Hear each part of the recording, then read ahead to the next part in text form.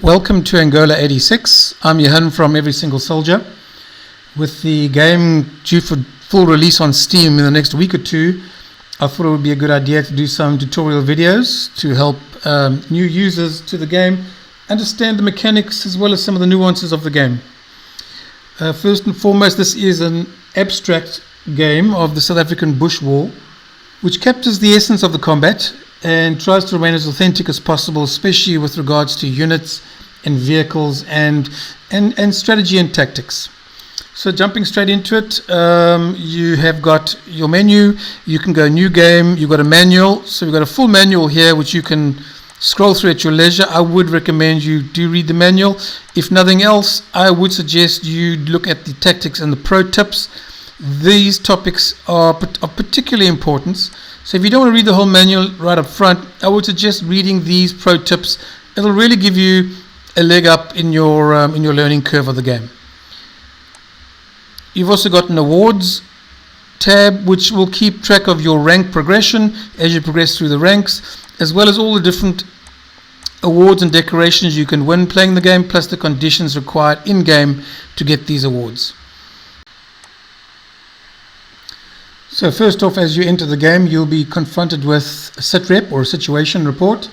This is just a high-level set of orders that sets the tone for the game, and you'll see how the sitrep comes into play a little bit later on in the game. I think to start, we should just have a look at the UI of the game, and I'm not going to do the tutorial. You can do the tutorial, which is really just an intro. I'm going to just freestyle across the game and just talk about the various UI components. So first of all, this is your strategy map, and this line here is the border between Southwest Africa to the south, and we've got Angola to the north. Starting with the south, this area of the map is further divided into three distinct sectors: Sector 10, Sector 20, and this big sector at the bottom is Sector 30. Each sector has 5 villages plus 1 SADF army base, which is the sector HQ for that sector. So very important in this game is the hearts and minds score. Up the top here we have the hearts and minds score. So each village has a score of 0 to 100. 0 being completely opposed to South Africa, and 100 being a predisposed or positive outlook on South Africa, which affects your chances in the election at the end of the game, which determines who wins. This score here, the 50, is currently setting at 50 because it is an average of each of the 15 villages combined. So when you start the game, each village starts at a score of 50, which means they are neither for or against South Africa, and depending on how the war progresses, this will change. So as and when incidents happen, you will notice this score here will actually change up and down. This flag will actually change as the score changes. So if the score moves below 50, which is against the South African intervention, the flag will change to that of SWAPO, and then ultimately if it gets completely to the left or closer to 0, it will change to the flag of the Soviet Union, remembering this was a Cold War proxy war. If the score progresses from 50 upwards, you will see this particular flag. This is the flag of the Turnhuller Alliance, which was a pro-South African political party. If it gets much higher than 75, the flag will then change to that of the USA or South Africa, which indicates where in the Cold War spectrum the conflict is headed. Over here on the right hand side, we have the political points. This is effectively the currency of the game, where you recruit new units, pay for stores and the like, and in effect it represents the support the SADF has from the SA government and the population at home back in South Africa. Very important to keep an eye on the score, because if it gets below 0, you're going to have sort of riots and revolting against the war occurring in South Africa, which is going to hasten the end of the war and not to a great conclusion towards for South Africa. Over here we have the emblems of the 3 sectors. That's Sector 10, Sector 20, and Sector 30. All these buttons do is if you click them, it takes you into the respective bases.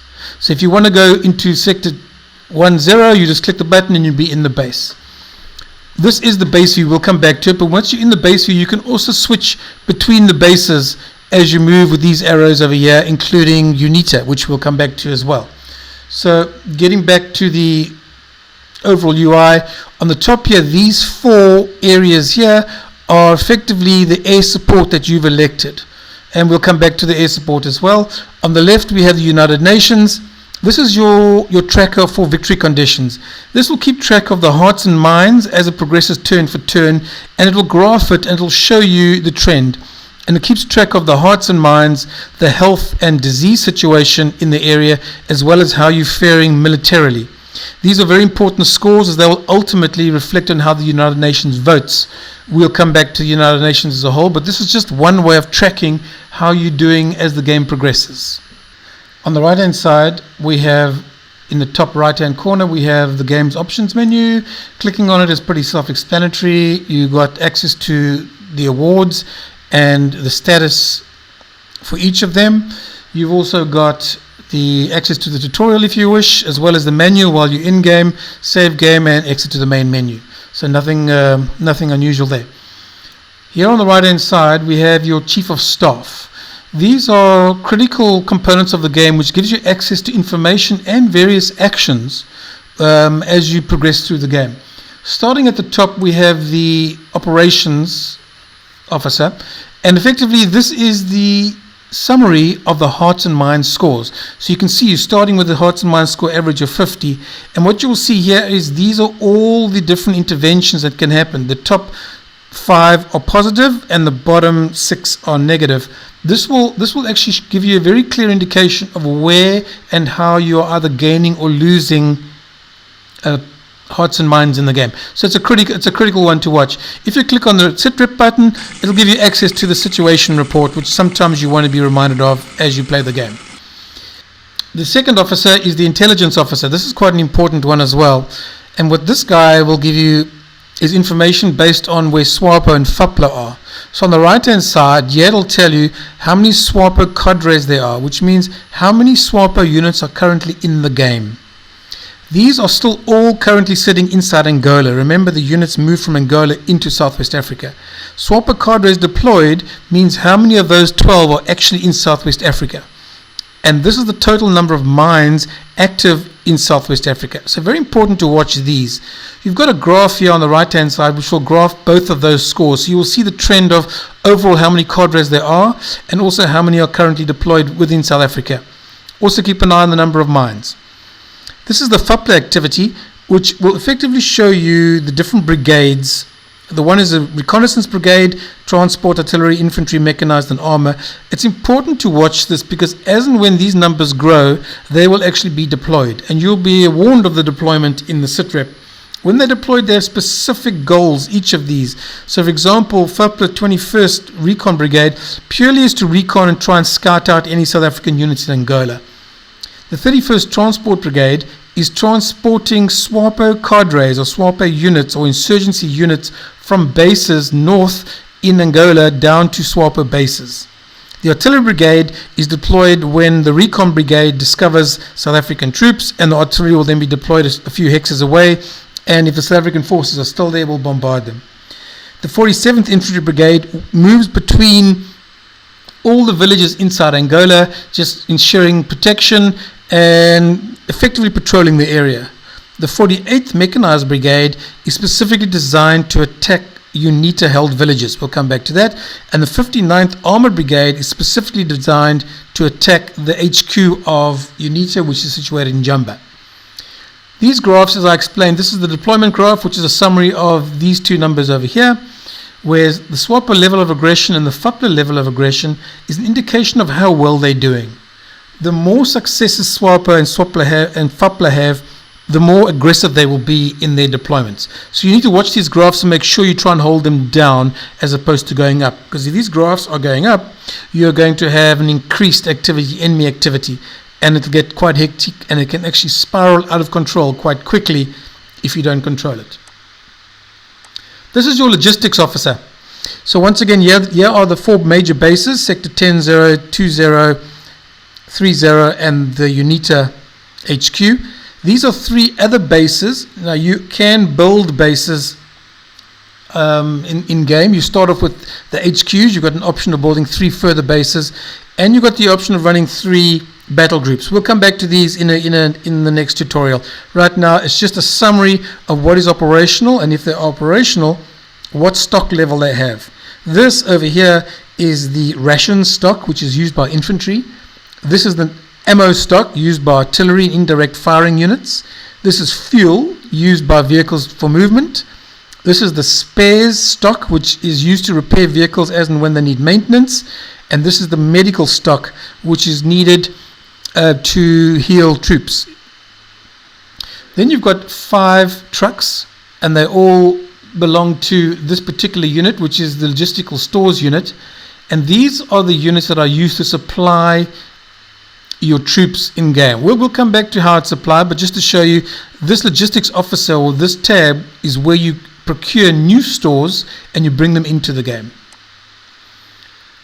Then we have the Air Force officer, which is where you select the mix of aircraft you want for your air support, which will end up in these blocks at the top. So say, for example, we want to add new aircraft.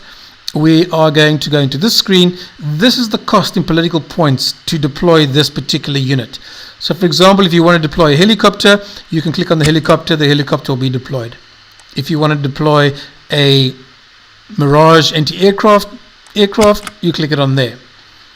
So with regards to air support, you've got 4 active slots that you can use at any one time, and you've got to select a combination out of these options. So here you've got the Mirages, which are anti-aircraft or air superiority fighters.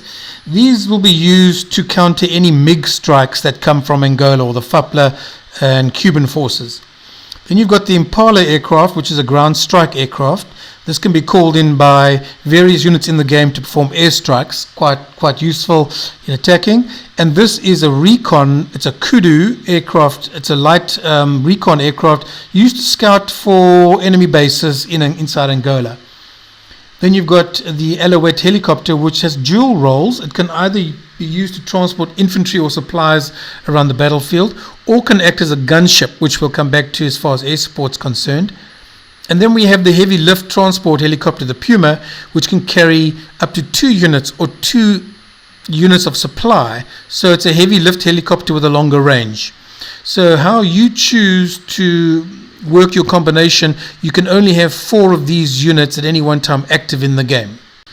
So I'm going to end the first video on that point, and we'll continue with the next tutorial where we'll actually start to play the game.